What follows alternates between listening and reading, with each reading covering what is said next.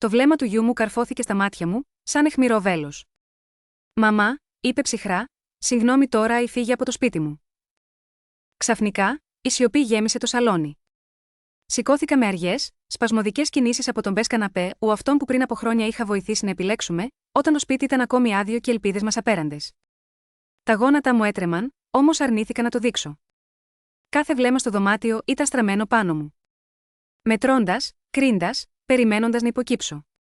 Η νύφη μου, η Λόρεν, χαμογέλασε ελαφρά, δεν ελεγχόμενο χαμόγελο, σίγουρο, σαν να είχε ήδη κερδίσει τον πόλεμο.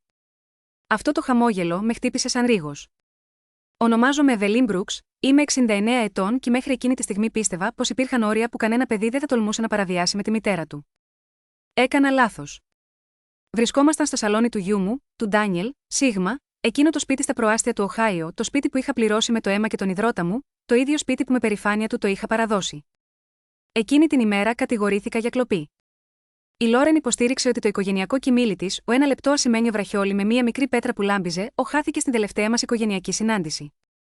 Και το είχε βρει μέσα στην τσάντα μου, πάνω στο τραπεζάκι του καφέ. Άνοιξε τη σακούλα μου και έβγαλε μπροστά μου εκείνο το βραχιόλι. Έμεινα παγωμένη, λες και το έδαφος είχε υποχωρήσει κάτω από τα πόδια μου. Δεν το είχα δει ποτέ ξανά. Ο Ντάνιελ στεκόταν δίπλα της, ακίνητος, με το πρόσωπο κοκκινισμένο και τη γνάθος σφιγμένη. Ήταν ο ίδιος μικρός που κάποτε έμπαινε κλαίγοντας στο κρεβάτι μου κατά τις καταιγίδες, ο ίδιος που έκλαιγε στην αγκαλιά μου όταν πέθανε ο πατέρας του, ο ίδιος για τον οποίο δούλεψα ακούραστα. Κι όμως τώρα με κοίταζε σαν να ήμουν ξένη. «Μαμά, πες απλά, συγγνώμη», ψιθύρισε με ντροπαλή ένταση στη φωνή του. «Δεν χρειαζόμαστε μεγαλύτερα δράματα». Οι γονείς της Λόρεν, καθισμένοι απέναντί μου, παρέμεναν αμίλητοι. Η μητέρα της κούνησε αργά το κεφάλι με αποδοκιμασία, ο πατέρας της σταύρωσε τα χέρια. Κανείς δεν με υπερασπίστηκε.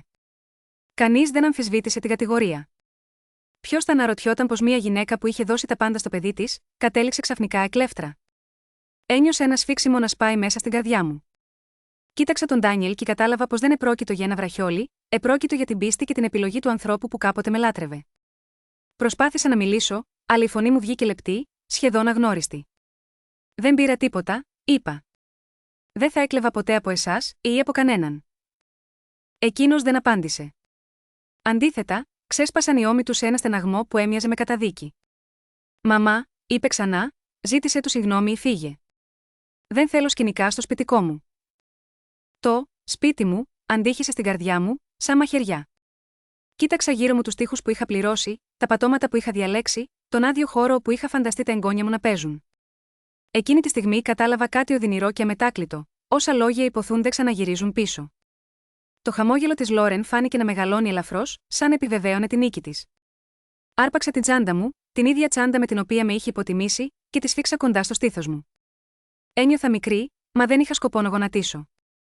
Συνάντησα το βλέμμα της Λόρεν και διέκρινα πίσω από τα μάτια της ένα κρύο, σχεδιασμένο να παγιδεύει. Ήξερα πια πως δεν επρόκειτο για παρεξήγηση, αλλά για παγίδα, και είχα πέσει μέσα χωρίς δεύτερη σκέψη. Πήρα βαθιά ανάσα και ξεστόμησα 3 λέξεις. «Θα το μετανιώσεις». Ο τόνος μου ήταν ήρεμος, σχεδόν της σκοτεινά ψιθυριστός. Η έκφρασή της όμως σβήστηκε αμέσως. Ένα στιγμιαίος παγωμένος αέρας απλώθηκε στο δωμάτιο, ενώ ο Ντάνιελ άνοιξε το στόμα του, σαν να ήθελε να πει κάτι, να με σταματήσει, να εξηγήσει. Δεν περίμενα. Στράφηκα και κατευθύνθηκα προς την πόρτα. Κανείς δεν με ακολούθησε. Αντί να πάρω το ασανσέρ, κατέβηκα τις σκάλες μια-μια, αργά, ακουμπώντας γερά στο κάγκελο για να μην καταρρεύσω εκεί που θα με έβλεπαν. Όταν βρέθηκα πάλι στο πεζοδρόμιο, η καρδιά μου πονούσε και ο κόσμος γύρω μου θόλωνε. Είχα δώσει στο γιο μου όλη μου τη ζωή και εκείνος με είχε διώξει αδίστακτα. Ήμουν μόνη, με τον ήλιο του απογεύματος να ζεσταίνει το πρόσωπό μου, άγνωστο ακόμα το πως εκείνη η στιγμή θα πυροδοτούσε μια σειρά γεγονότων ικανή να τα ανατρέψει όλα. Δεν ήξερα ακόμη πως η αλήθεια θα φανερωθεί, πως εκείνος ο ίδιος γιος κάποια μέρα θα σταθεί στην πόρτα μου, απεγνωσμένος και ραγισμένος. Το μόνο που ήξερα ήταν πως εκείνο το απόγευμα έχασα το γιο μου και στη θέση του γεννήθηκε κάτι καινούριο. Πριν από λίγο ήμουν απλώς η γυναίκα στο πεζοδρόμιο χωρίς προορισμό. Κι όμως, πριν από αυτό, ήμουν μια σύζυγος και έπειτα ξαφνικά χήρα. Ο Ντάνιελ ήταν 12 χρονών όταν έχασε τον πατέρα του.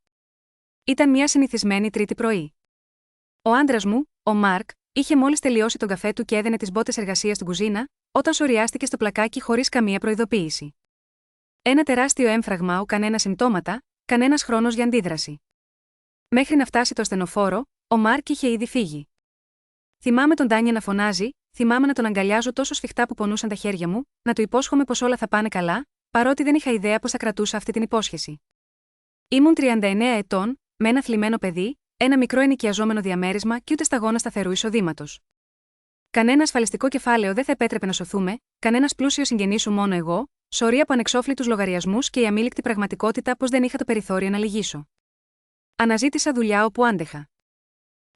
Αρχήν καθάριζα γραφεία τη νύχτα. Έπειτα, διόρθωνα έπιπλα για τους γείτονες, έτριβα παλιά τραπέζια, στερέωνα χαλαρές καρέκλες, έραβα κουρτίνες, επιδιόρθωνα ταπετσαρίες με το χέρι.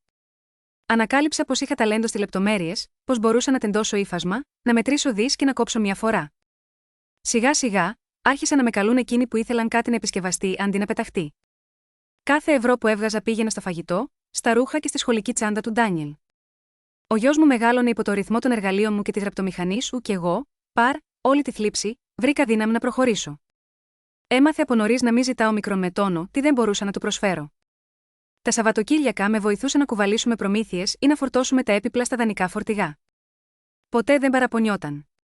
Αντίθετα, με αγκάλιαζε και μου έλεγε πόσο δυνατή ήμουν, η πιο δυνατή γυναίκα που ήξερε. Όταν ο Ντάνιελ έκλεισε τα 17 του, πέρασε στο κρατικό πανεπιστήμιο. Όταν ήρθε το γράμμα της αποδοχής, τα μάτια του γέμισαν δάκρυα από υπερηφάνεια. Έκλαψα κι εγώ, αλλά για διαφορετικό λόγο. Οι αριθμοί των διδάκτρων με τρομοκρατούσαν. Αναζήτησα κι άλλη δουλειά, ξυπνούσα πριν την αυγή και κοιμόμουν long after midnight. Τα χέρια μου πονούσαν, η πλάτη μου διαμαρτυρόταν διαρκώς.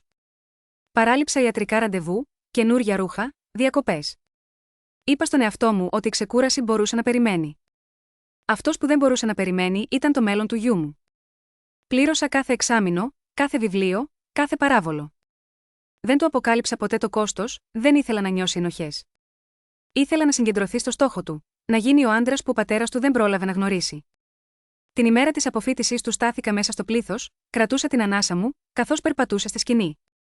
Μόλις με είδε, μου χαμογέλασε και ξαφνικά κάθε άυπνη νύχτα άξιζε τον κόπο. Μετά το πανεπιστήμιο βρήκε μια καλή δουλειά, όχι λαμπερή, μα σταθερή. Γύρισε στο πατρικό για να μαζέψει λεφτά. Πίεζε να πληρώνει ένα μέρος του ενοικίου και εγώ συμφώνησα, σιωπηρά όμως κρατούσα τα περισσότερα χρήματα στην άκρη γαμαγιώτα, αυτόν. Δεν του είπα τίποτα. Μία μάνα δεν κρατά σκορ. Τα χρόνια πέρασαν και όταν γνώρισε τη Λόρεν, ένιωσα ανακούφιση. Ήταν ευγενική, ευγενέστατη, φαίνεται ευγνώμων για ο μικρομετόνο τι είχε ο Ντάνιελ. Όταν άρχισαν να μιλούν για γάμο αλλά ανησυχούσαν για τα έξοδα, δεν δίστασα, ανέλαβα το γλέντι. Όταν ονειρεύτηκαν σπίτι, αλλά η προκαταβολή φάνταζε πλησίαστη, άδειασε τις οικονομίες μου και αγόρασα το σπίτι που τώρα αποκαλούσε δικό του. Είπα στον εαυτό μου πως δεν χρειαζόμουν τίποτα παραπάνω. Ένα μικρό διαμέρισμα αρκούσε. Η ασφάλεια του παιδιού μου ήταν το μέγιστο δώρο. Πίστευα πως η αγάπη μετριέται με θυσίες. Ότι όσο περισσότερα έδινα, τόσο πιο βαθιά είχα θέσει στη ζωή του γιού μου. Όμως, στέκοντας χρόνια αργότερα έξω από αυτό το σπίτι, με την τσάντα σφιγμένη από τα νευρά, κατάλαβα πόσο λάθος ήμουν. Όλα όσα του προσέφερα έγιναν αόρατα. Και αυτή που ποτέ δεν κούνησε το δαχτυλάκι για το μέλλον του, κατάφερε να τον πείσει πως εγώ ήμουν το πρόβλημα. Η συνειδητοποίηση αυτή πόνεσε περισσότερο και από την ίδια την κατηγορία. Δεν ήξερα ακόμη πόσο βαθιά έφτανε η προδοσία ή τι τιμή θα πληρώναμε όλοι μας προτού αποκαλυφθεί η αλήθεια. Όταν ο Ντάνιελ πρωτοφέρνει τη Λόρεν στο σπίτι, πίστεψα πως οι προσευχές μου εισακούστηκαν. Ζεστή, προσεκτική στα λόγια της, με κέρασε κομπλιμέντα για το φαγητό μου, με ρώτησε για τη δουλειά μου, με αποκάλεσε «Κυρία Μπρουξ», με μια ειλικρίνεια που νόμιζα αληθινή. Όταν με αγκάλιασε για καληνύχτα εκείνη την πρώτη βραδιά, μου ψιθύρισε «Σε ευχαριστώ που μεγάλωσες έναν τόσο καλό άντρα». Κοιμήθηκα εκείνο το βράδυ με ένα πλατή χαμόγελο. Μετά το γάμο τους, όλα φάνταζαν φυσιολογικά. Ο Ντάνιελ δούλευε ασταμάτητα, και η Λόρεν μιλούσε συχνά για τα σχέδια τους, ένα μεγαλύτερο σπίτι, παιδιά, ταξίδια. Καθόμουν σιωπηλή στο τραπέζι, νεύοντας με ένα ελαφρό χαμόγελο, ευτυχισμένη απλώς που με είχαν καλέσει. Όμως οι αλλαγές άρχισαν να σέρνονται μέσα στην καθημερινότητά μας σαν αόρατο φίδι. Όλα ξεκίνησαν όταν ο γιος μου, ο Δανιήλ, πήρε τη σημαντική προαγωγή στη δουλειά του. Οι ώρες του αυξήθηκαν, το εισόδημά του διπλασιάστηκε και πια το χρήμα δεν ήταν πια αιμονή. Τότε είδα τη Λόρεν να μεταμορφώνεται. Στην αρχή έκαναν την εμφάνιση τους μικρά σχόλια, αθώα με την πρώτη ματιά, αλλά δρυμύτερα όταν τα άκουγες προσεκτικά. «Μαμά, δουλεύεις πολύ σκληρά. Δεν σκέφτεσαι να ξεκουραστείς?» Ο Δανιήλ φοβάται ότι το παρακάνεις. «Ξέρεις, πιστεύει ότι ζεις κολλημένη στο παρελθόν». Πάντα μιλούσε εκ μέρους του. Όταν τολμούσα να συζητήσω κάτι κατευθείαν με το γιο μου, εκείνη χάριζε το γλυκό της χαμόγελο. Α, είναι απλώς πιεσμένος. Μην το παίρνεις προσωπικά. Ή, δεν το εννοούσε έτσι. Ξέρεις πόσο ευαίσθητη είσαι. Σιγά σιγά άρχισαν να αλλάζουν και οι οικογενειακές μας συνήθειες. Τα κυριακάτικα γεύματα έγιναν σύντομα, μετά σπάνια. Και όταν έφτανα, εκείνη πάντα είχε ήδη κανονίσει κάτι με φίλους ή τους δικούς της. Έλα όποτε θες, έλεγε, όμως ο αέρας γύρω μας γινόταν βαρύς αν έμενα αρκετή ώρα. Ο Δανιήλ μιλούσε ολοένα και λιγότερο. Τα τηλεφωνήματά μας είχαν μετατραπεί σε μονολεκτικές ανταλλαγές. Της έλεγα για τη μέρα μου, εκείνος φαινόταν αλλού. Εκείνη, πάντα σε ετοιμότητα, να παρεμβαίνει. Μια μέρα τυχαία άκουσα τη φράση της: «Η μαμά πια δεν καταλαβαίνει πώς ζούμε. Είναι από άλλη εποχή». Άρχισε να κριτικάρει το φαγητό μου, πολύ απλό, τα ρούχα μου, ξεπερασμένα, τις ιστορίες μου, επαναλαμβανόμενες. Κάθε σχόλιο ήταν τόσο μικρό που έμοιαζε ανεπαίσθητο, μα μαζί έχτιζαν έναν αόρατο τοίχο που δεν μπορούσα πια να ανέβω. Το χειρότερο ήταν αυτό το αδιόρατο κράτημα της απόστασης ανάμεσά μας. Αν καλούσα το γιο μου, εκείνη απαντούσε: «Είναι απασχολημένος». Στα μηνύματά του απαντούσε εκείνη. Και αν πρότεινε να βρεθούμε μόνες μας, γελούσε: «Τι μυστικότητα κι αυτή. Είμαστε οικογένεια, αλλά δεν είμαστε ίσες». Προτιμούσε να μοιράζεται τη ζωή του με τους δικούς της γονείς, τους είχε συνέχεια στο πλευρό του, ταξίδια, γιορτές, οικογενειακά τραπέζια. Και σαν να ήμουν ήλωτα στο ίδιο μου το σπίτι. Όταν προσπάθησα να το μιλήσω με το Δανιήλ, μου είπε: «Μαμά, φαντάζεσαι πράγματα. Η Λόρεν σε αγαπάει. Απλώς της χρειάζεται λίγος χώρος». Χώρος, έγινε η απάντηση σε κάθε παράπονό μου, χώρος όταν ένιωθα μοναξιά, χώρος όταν με προσπέρναγαν. Όσο κι αν έσπρωχνα τον εαυτό μου να μείνω σιωπηλή, να δείχνω την καλή μητέρα που δεν επεμβαίνει, μέσα μου η αγωνία φούντωνε. Η αγάπη δεν σε κάνει να νιώθεις μικρή. Δεν σε σβήνει αργά, χαμογελώντας το πρόσωπό σου. Και όταν τελικά κατάλαβα πόσο με είχαν περιθωριοποιήσει, η Λόρεν είχε πια σταματήσει να προσπαθεί. Ο Δανιήλ είχε μάθει να με βλέπει όπως η ίδια. Περιττή, ξεπερασμένη, ενοχλητική. Και εγώ ακόμη δεν ήξερα πόσο μακριά ήταν αποφασισμένη να πάει, για να με κάνει να εξαφανιστώ ολοκληρωτικά. Η πρόσκληση ήρθε ένα απόγευμα Πέμπτης, όταν χτύπησε το τηλέφωνο.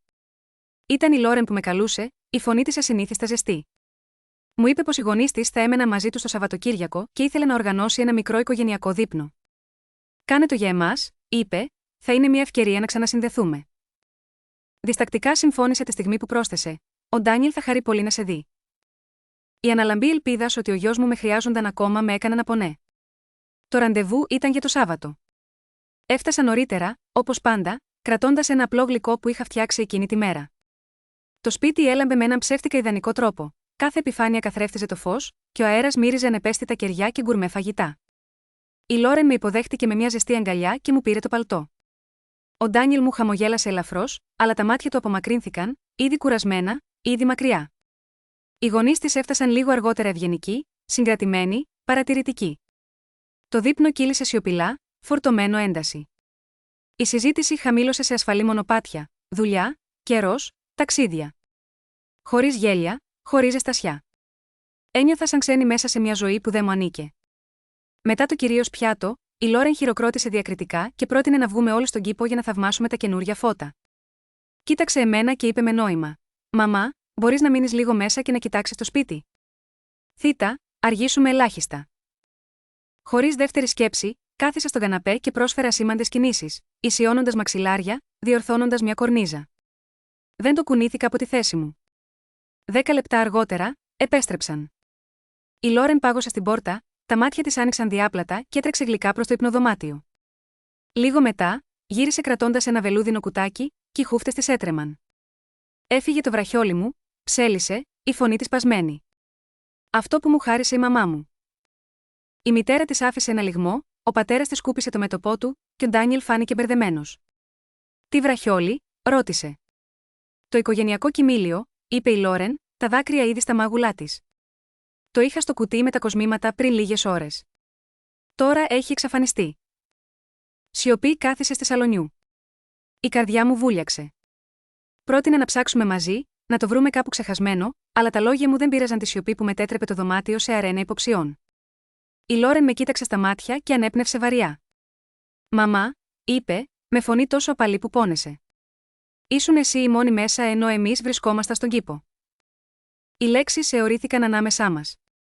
Ο Ντάνιελ γύρισε προς εμένα, το βλέμμα του γεμάτο αμφιβολία, εκείνο το πικρό σφίξιμο που πληγώνει πολύ πιο δυνατά από την οργή. «Είδες κανένα να μπαίνει στο υπνοδωμάτιο?» με ρώτησε.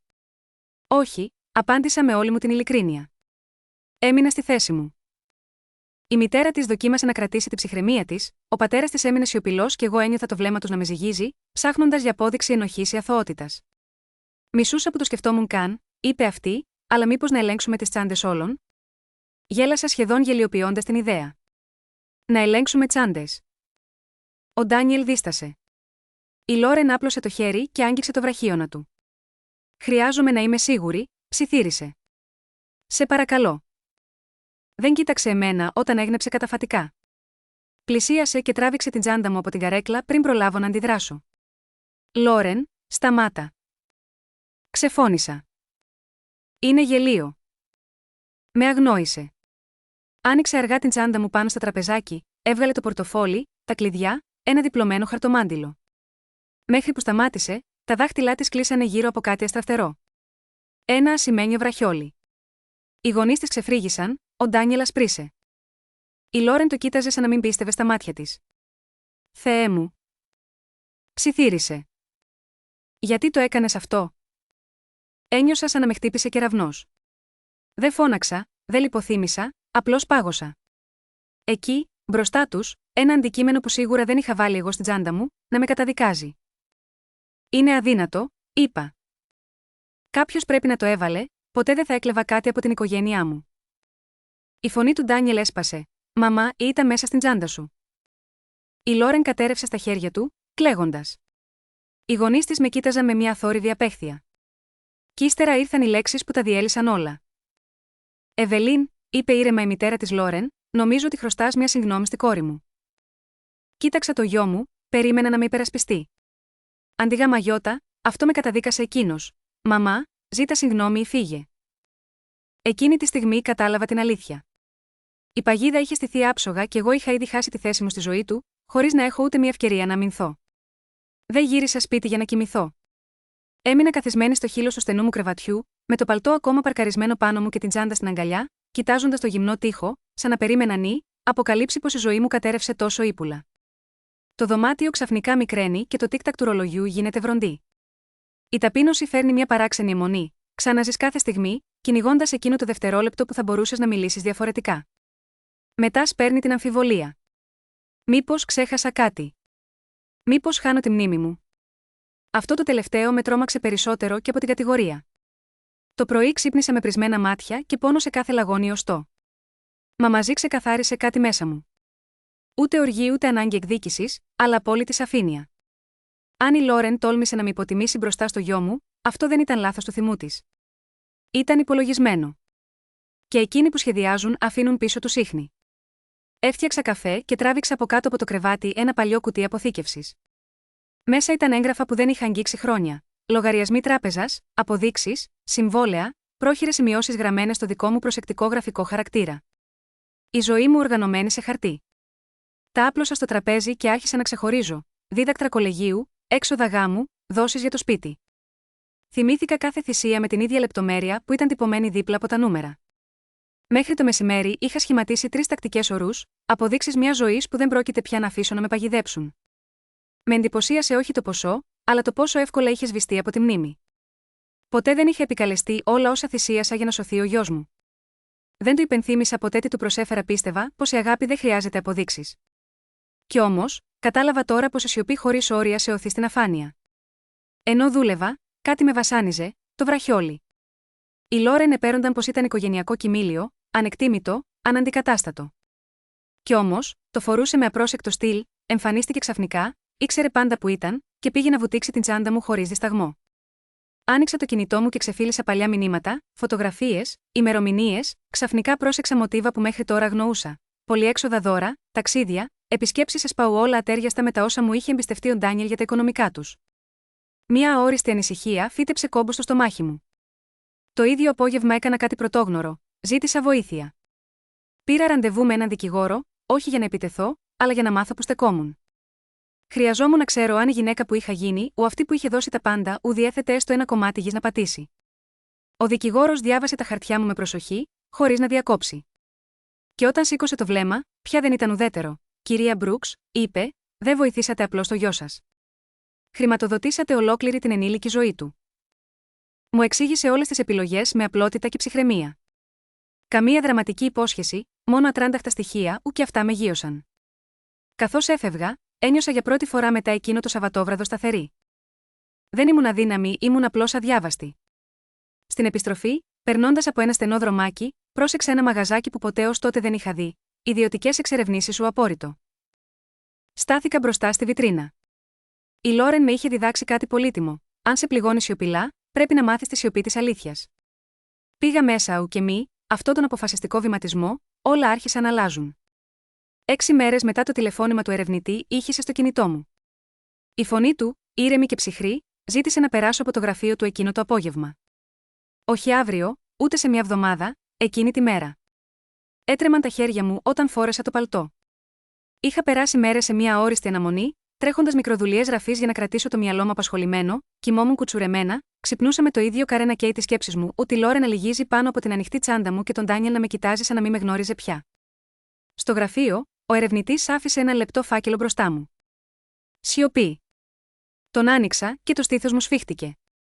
Οι οικονομικές κινήσεις της Λόρεν ήταν χειρότερες και από τις φοβίες μου. Δεκάδες πιστωτικές κάρτες χρεωμένες στο τέρμα, μήνες στο ελάχιστο όριο πληρωμών, ειδοποιήσεις καθυστερήσεων, τόκοι που συσσωρεύονταν με ανηλεή ρυθμό.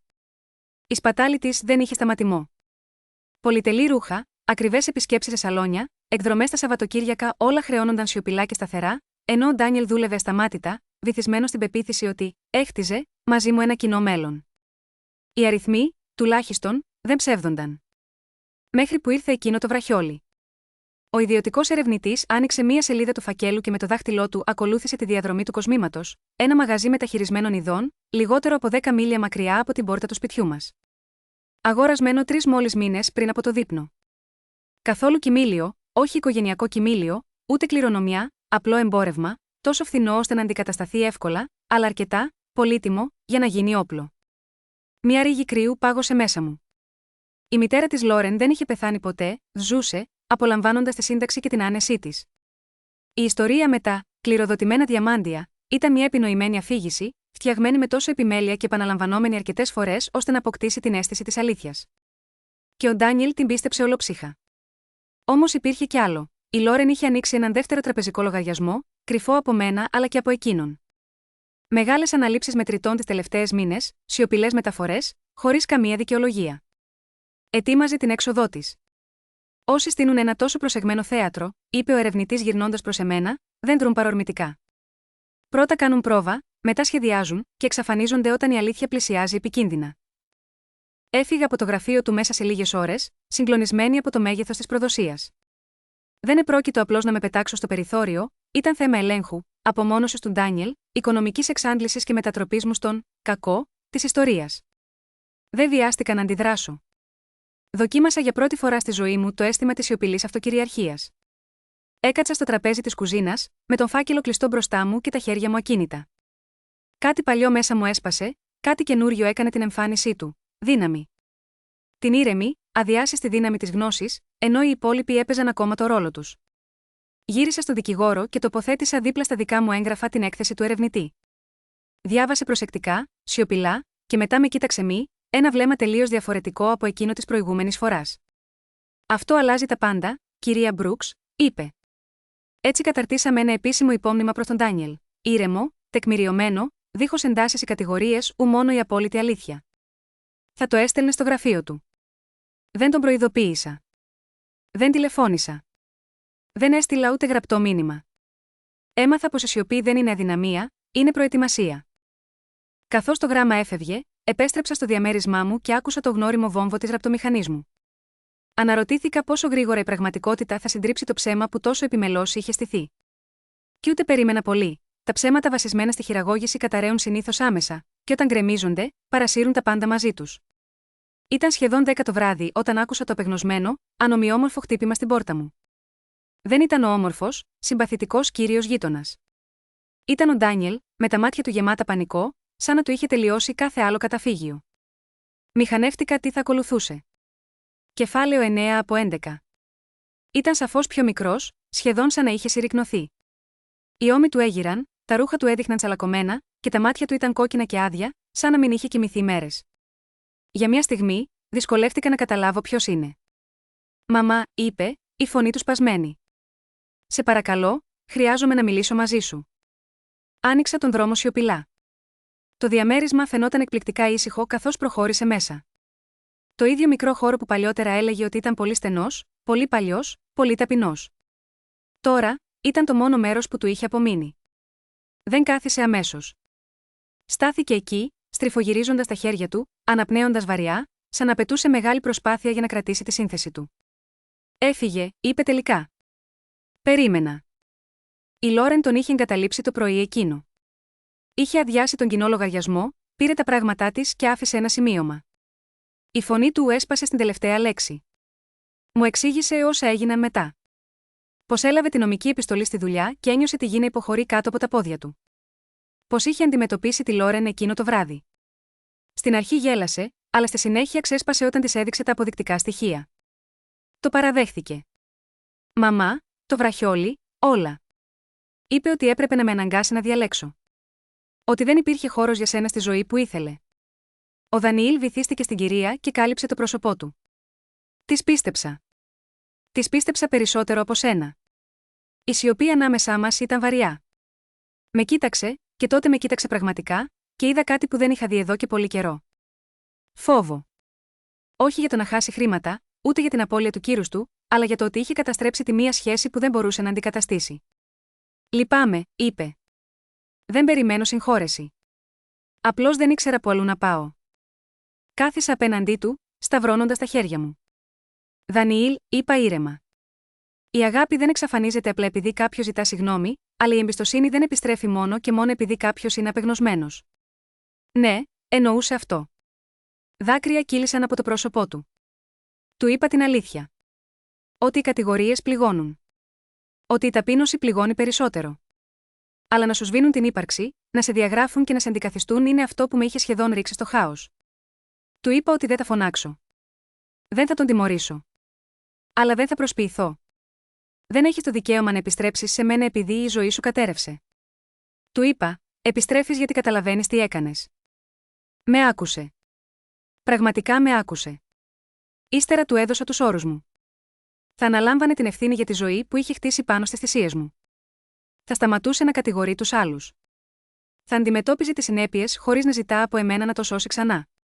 Θα αποσύρω τη νομική διαδικασία, αλλά θα ξαναχτίσει μόνος του. Καμία χρηματοδότηση από εμένα, καμία συντόμευση, καμία προσποίηση ότι το παρελθόν δεν συνέβη ποτέ. Κούνησε το κεφάλι του ξανά και ξανά. Καταλαβαίνω, μαμά. Σου το υπόσχομαι. Όταν σηκώθηκε για να φύγει, σταμάτησε στην πόρτα. Έχασα τα πάντα, είπε ήσυχα. Κοίταξα στα μάτια του. Όχι, Δανιήλ, έχασες την ψευδαίσθηση. Αυτό που θα κάνεις τώρα θα καθορίσει αν θα χάσεις και το χαρακτήρα σου. Καθώς η πόρτα έκλεινε πίσω του, αισθάνθηκα κάτι να γαληνέψει στο στήθος μου. Για πρώτη φορά, δεν φοβόμουν να χάσω το γιο μου. Διότι τώρα, επιτέλους, είχε κατανοήσει τι σημαίνει να χάνεις μια μητέρα. 6 μήνες πέρασαν από εκείνο το βράδυ. Η ζωή του Δανιέλ δεν έγινε ξαφνικά πιο εύκολη, έγινε, όμως, γνήσια. Και αυτό ήταν το μεγάλο του μάθημα. Πούλησε το σπίτι του όχι εξαιτίας δικαστικής απόφασης, αλλά γιατί επιτέλους κατάλαβε τι σήμαινε. Μια ζωή χτισμένη βιαστικά με ξένα λεφτά, θυσίες που δεν είχε δει ποτέ πραγματικά. Εξόφλησε τα χρέη που είχε αφήσει πίσω της η Λόρεν, μάζεψε τα πράγματά του και βρήκε ένα μικρότερο διαμέρισμα μακριά από την πόλη. Χωρίς λάμψη, χωρίς ψευδαισθήσεις, μόνο κάτι που μπορούσε να πληρώσει με τη δική του δουλειά. Δεν γκρίνιαξε στιγμή, και αυτό μου έδειξε ότι το μάθημα είχε πια φτάσει στο μυαλό του. Σιγά σιγά άρχισε να έρχεται κάθε Κυριακή. Την πρώτη φορά απλώς άφησε μερικά ψώνια στην κουζίνα, την επόμενη, κάθισε στον καναπέ χωρίς να λέει λέξη, πίνοντας τον καφέ του. Άρχισε να ακούει πολύ περισσότερο όμικρον με τόνο ότι μιλάει. Και όταν μιλούσε, δεν προσπαθούσε πια να δικαιολογήσει πράγματα, αλλά να καταλάβει τι είχε γίνει. Τον έβλεπα να μαθαίνει πράγματα που καμία προαγωγή δεν του είχε μάθει ποτέ. Πώς να μαγειρεύει, πώς να καθαρίζει, πώς να κάθεται με την ανασφάλεια αντί να τρέχει μακριά από αυτήν, πώς να ζει χωρίς άλλος να φροντίζει την εικόνα του. Το πιο σημαντικό, πόσο εύθραυστη είναι η εμπιστοσύνη. Εγώ από τη μεριά μου δεν άλλαξα την καθημερινότητά μου με δράματα. Έμεινα στο ίδιο μικρό διαμέρισμα, συνέχισα να δουλεύω με τα χέρια μου, ξυπνούσα πρωί-πρωί. Όμως κάτι μέσα μου είχε αλλάξει για πάντα. Δεν μέτραγα πια την αξία μου ανάλογα με το πόσα έδινα. Δεν κρατούσα πια το στόμα μου κλειστό για να αποφύγω τους καυγάδες. Έμαθα πως η αγάπη χωρίς σεβασμό δεν είναι αγάπη, είναι αργός αυτοσακαφισμός. Είχα πιστέψει για χρόνια πως καλή μάνα σήμαινε να τα αντέχεις όλα, να είσαι υπομονετική και αόρατη όταν χρειαστεί. Έκανα λάθος. Τα όρια δεν είναι τιμωρία, είναι προστασία. Διδάσκουν τον άλλον πώς να σε σέβεται. Κι αν εκείνος αρνείται να μάθει, το να γυρίσεις και να φύγεις δεν είναι σκληρότητα, είναι επιβίωση. Τώρα ξαναχτίζουμε τη σχέση μας με τον Δανιέλ με προσοχή και ειλικρίνεια, χωρίς ψευδαισθήσεις. Τον αγαπώ, αλλά δεν τον σώζω πια. Τον στηρίζω να μεγαλώσει, όχι να γίνει εξαρτώμενος. Κάποιες φορές ζητάει ξανά συγγνώμη, του λέω να σταματήσει. Αυτό που μετράει δεν είναι πόσο μετανιώνει κάποιος, αλλά πως ζει από εδώ και πέρα, αφού συνειδητοποιήσει τη ζημιά που προκάλεσε. Στα 69 μου χρόνια έμαθα το πιο σπουδαίο μάθημα. Την αξιοπρέπεια δεν την εκλιπαρείς, τον σεβασμό δεν τον αγοράζεις και η αγάπη που σε καλεί να εξαφανιστείς δεν είναι αγάπη. Αν η ιστορία μου σε αγγίζει, αν κάποτε σε ζήτησα να συρρικνωθείς για να νιώσει πιο άνετα κάποιος άλλος, να θυμάσαι αυτό, δεν είσαι ποτέ παραπάνω. Δεν είσαι ξεπερασμένη και δεν κάνεις λάθος που διαλέγεις εσένα. Μερικές φορές η πιο θαραλέα πράξη είναι να πεις αρκετά και να φύγεις. Δεν είναι τέλος, είναι η αρχή της θεραπείας. Κάποτε έφτασα σε ένα σημείο όπου συνειδητοποίησα πως χρειαζόμουν αόρατα όρια γύρω από την ψυχή μου. Ήταν σαν να χαράζω γραμμές στον αέρα, δήθεν για να προστατέψω μια λεπτή, εύθραυστη πτυχή του εαυτού μου. Όταν, λοιπόν, επέλεξα να θυσιάσω την παρηγοριά του αξιώματος για χάρη της αξιοπρέπειάς μου, φοβόμουν πως θα έχανα μικρομετώνω τι αγαπούσα περισσότερο, την οικογένειά μου.